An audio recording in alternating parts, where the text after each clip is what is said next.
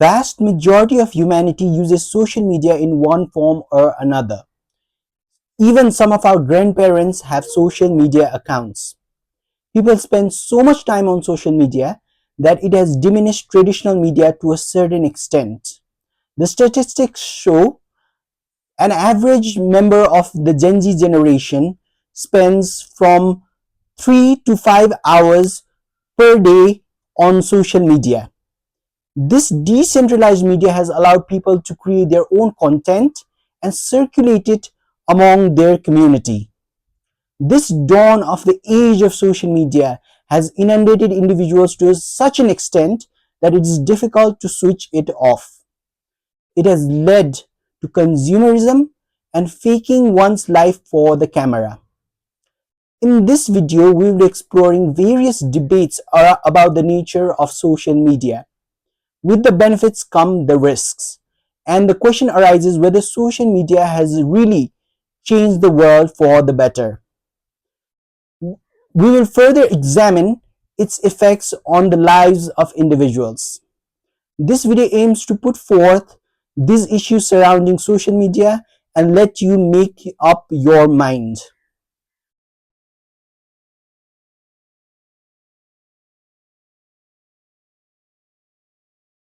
First, let's talk about privacy concerns. Can we live a private life in this age of social media, or is it an impossibility? A notable sociologist has termed it voyeurism. Everything's on display. So we have great food, we put it on social media, we meet a friend, we post the hangout on social media, we do an activity and we have to put it out there in the social media. So this voyeuristic nature of social media should be analyzed.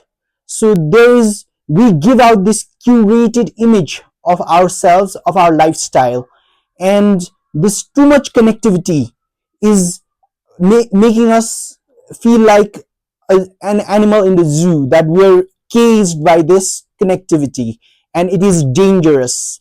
So can we escape this intense connectivity?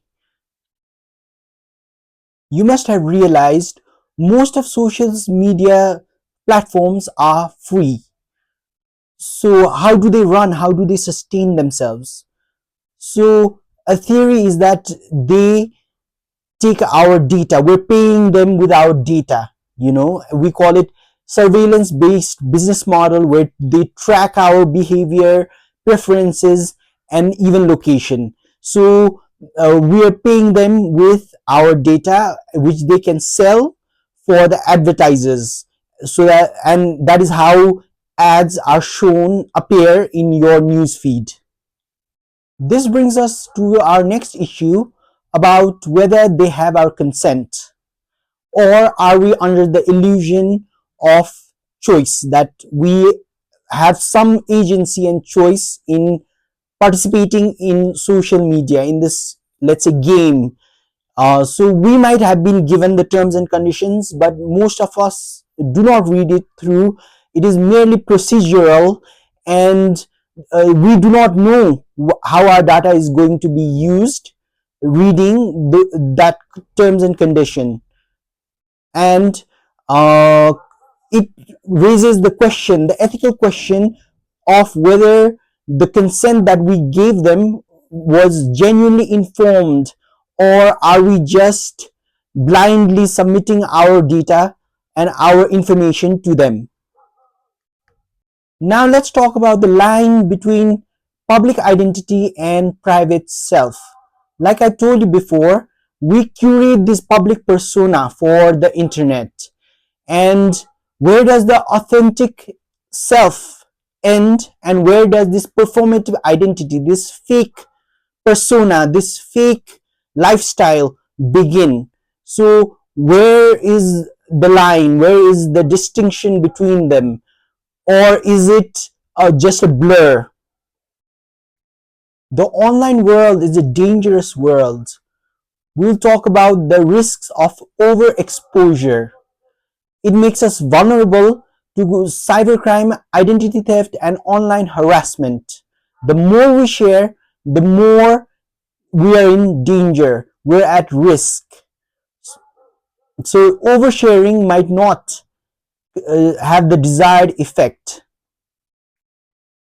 Another phenomenon that's taking place is that younger generations see privacy differently. So there's a generational shift in privacy norms. So is privacy declining really in this ever connected world?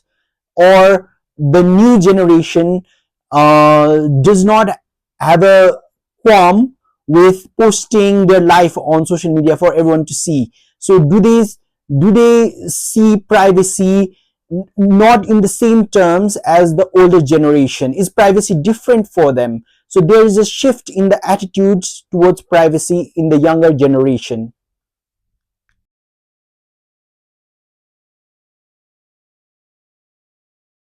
Does social media promote free speech, or does it provide platform to hate speech? We've all seen examples of trolls online. Anonymity, which is a characteristic feature of social media, has allowed for such aggressive trolling. We will look into whether social media results in hate speech. A democracy stands on the bedrock of freedom of expression. Let's talk about this incident related to Charlie Hebdo magazine. It was a French magazine. It made a cartoon of Muhammad, and so a terrorist entered their headquarters and killed a bunch of their staff. So is that kind of censorship justifiable, or is it just an expression? So when is censorship okay? Who determines where censorship ends and hate begins? To what extent should social media platforms be responsible, and to what extent should individuals be accountable for whatever they put out there uh, on social media? So their policies influence global discourse, and excessive control might resemble censorship. Social media platforms are ginormous. They are global in their reach. What is considered hate speech in one country might not be deemed so in another. So the challenges for these global platforms is to operate in various countries with their differing laws. Some countries have authoritarian governments. Should social media platforms serve as a tool for these regimes to control their citizens? It is no secret that these platforms have algorithm in action. Without explicitly endorsing hatred, platforms may unintentionally amplify extreme content because it generates engagement. This raises ethical concerns about profit-driven algorithms. Here, the mistake is structural. While we want to protect vulnerable communities, we don't want to suppress every dissenting or unpopular opinions. For example, silencing every conservative or politically incorrect opinions might be problematic. The balance is very delicate.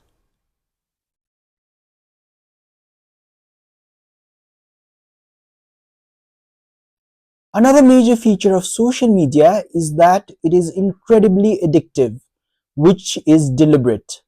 So many of us have developed the tendency of doom scrolling. On one hand, we might compare our lives with others, but on the plus side, we might promote our small business, read articles, or look for job vacancies. Social media has always been exciting. Social media platforms are designed to maximize the time spent on them. They intentionally cultivate addictive behavior. Infinite scrolling, notifications, likes, and other elements keep you constantly engaged. Social media can help us become more productive. It allows for networking, collaboration, marketing, and access to educational content. It is a great tool for learning and professional growth. Social media can be a source of distraction. Excessive use may replace face to face interaction, reading, or physical activity. So, what else could we have done in the time we spend online? The effect of social media is very psychological. It is created in such a way that we are kept dependent on them with frequent dopamine releases. So, our participation in social media might not be completely voluntary. It is designed in such a way that we're kept wanting to keep coming back for more.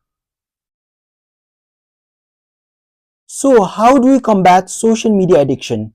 Well, digital literacy might just be the solution. Individual must develop self-regulation and responsible usage.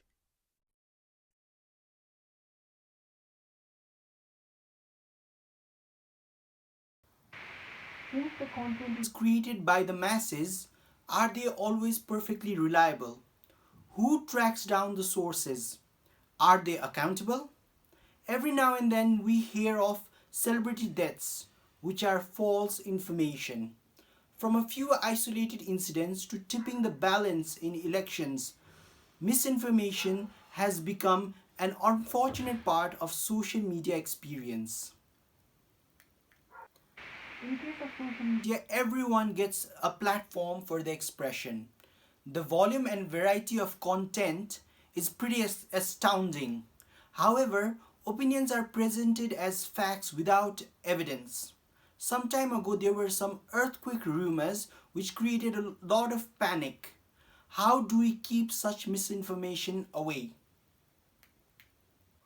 In media, negative news spreads like wildfire, and social media has amplified this phenomena.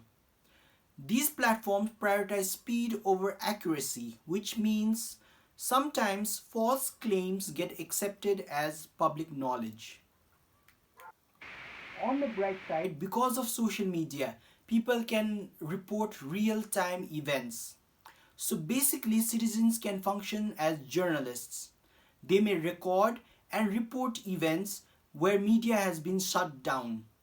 Like in the Arab Spring, photos, videos, and opinions were coming out of the region through social media.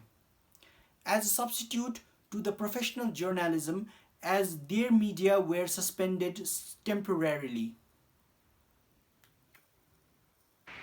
You can remove or label misleading content to protect the public from harm. However, excessive moderation can feel more like censorship. Misinformation can influence elections, public health decisions, and social harmony. So we need to do something about it to safeguard democratic dialogue.